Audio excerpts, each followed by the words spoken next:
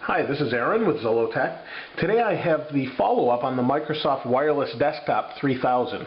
I've been using it for a week and a half or so, and maybe even 2 weeks at this point, and really enjoy it, really like it. It's holding up well. Keys feel really nice. It has collected some dust here, just from normal use, a little bit of scuffing on the wrist rest here. Overall, though, it's a really nice setup, and I believe the price, I know the mouse by itself is like a $30 mouse.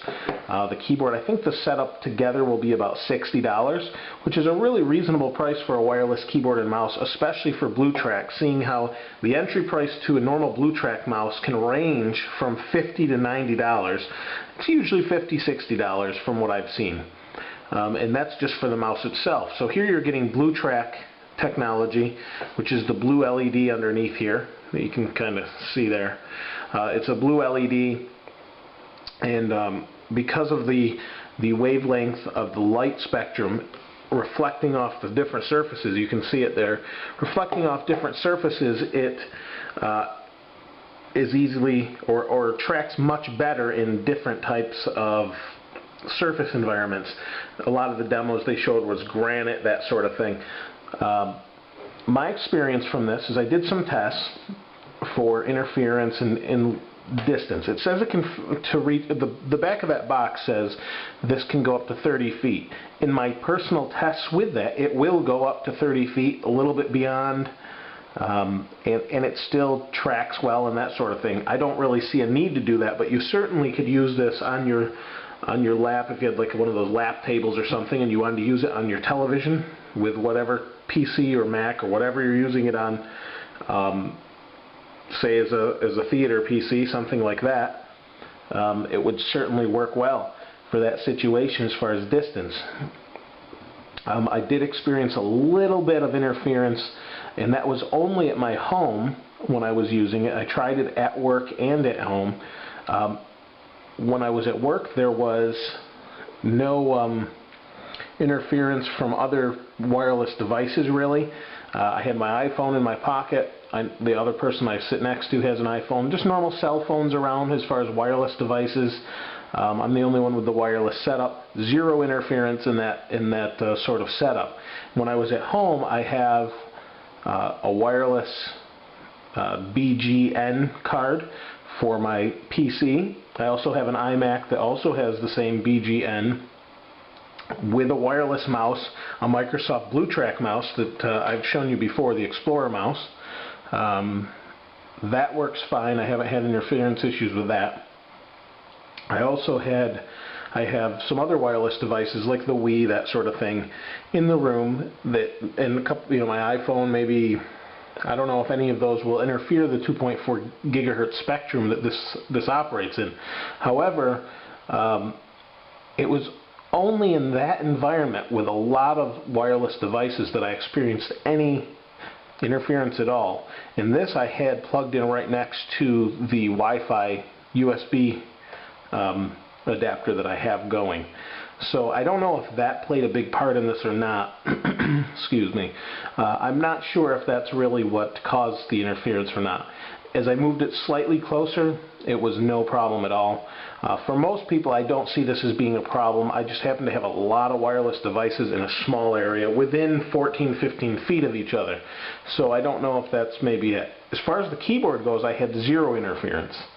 If this is within 3 feet, you won't have any interference issues at all. And like I said, I think it's only due to the many different wireless devices I have going. Otherwise, I don't think you'd ever have that issue.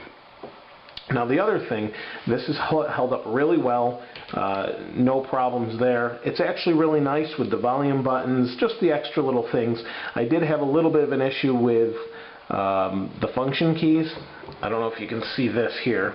You've got, F1, F2 like normal, but you've also got the different abilities for the keys to pull up, open a folder, mail, send mail, whatever.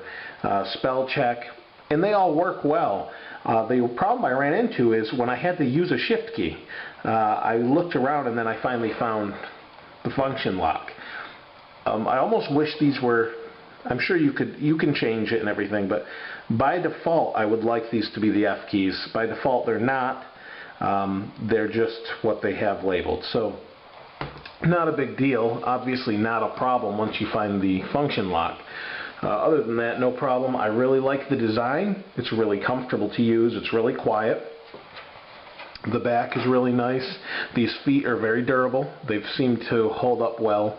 I've had some that they feel flimsy when you're typing on them. I type fairly hard while I'm typing, and they hold up very nicely, and it doesn't move about at all. As far as battery life goes, these are the batteries that came with it when I installed them. I don't know if I installed them on the video, I don't remember. But these are the batteries that came with it. The box says this could last up to 12 months because it does shut off by itself. They're still good. It still gives this little green indicator here when the mouse turns on. This USB transceiver sits in there and shuts the mouse off. When you pull it out, it turns on and tells you it's green, it's good to go. It would be red if it was bad. However, in my experience with the other BlueTrack mice that I have, those run on one AA battery.